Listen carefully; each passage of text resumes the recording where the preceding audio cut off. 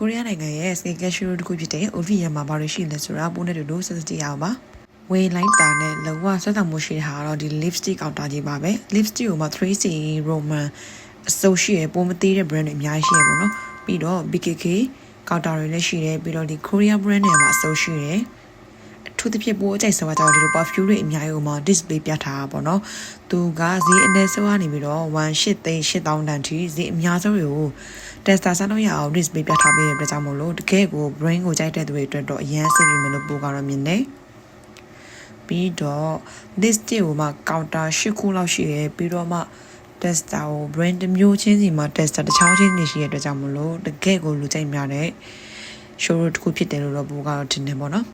foundation two way base makeup concealer စတဲ့ skincare set တစ်ခုချင်းစီရဲ့ skincare ရှိမယ်ပြီးတော့တကယ်ကို makeup artist တွေသုံးတဲ့ foundation အမျိုးအစားအစုံရှိတယ်သူပြပို့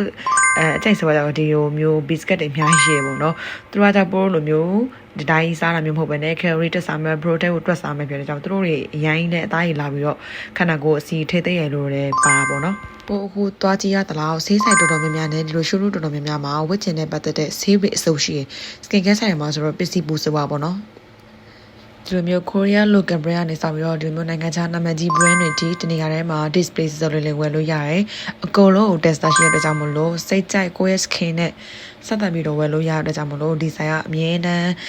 online မှာရောဒီ Korea မှာရောအများကြီးနာမည်ကြီးပြီးတော့လူကြိုက်များတယ်တော့ပိုကောင်းတယ်နဲ့ပြီးတော့ hair care product တွေလည်း associate ပြီးတော့သူတို့ရဲ့ spin ဆိုးတဲ့ဆေးဆိုးတွေကကြတော့ quality လည်းရှိတယ်ဈေးလည်းရှိရပေါ့နော်ဒါကြတော့ပိုးညီမမှာသုံးနေကြတဲ့ skincare ပစ္စည်းတွေပါသူက beauty product ဆိုပေမဲ့မျိုးသားရောအမျိုးသမီးရော unisex သုံးလို့ရအောင်ဆိုပြီးတော့အများကြီးကို display ပြထားရဖြစ်တဲ့အတွက်ကြောင့်မလို့တကယ်ကိုမှအဆိုင်ကြီးပါပဲရိုမန်ဆိုလို့ရှိရင်ပိုးလုံးဝအပိတ်မှာမြင်ဖူးတဲ့ color တွေမှတော်တော်ဆိုတာရှိကိုရီးယားလာကြမယ်လာတဲ့မဲ့ညီမလေးတွေအတွက်ဒီဆိုင်လေးကိုပြပတ်ပေးလိုက်ပါရှင်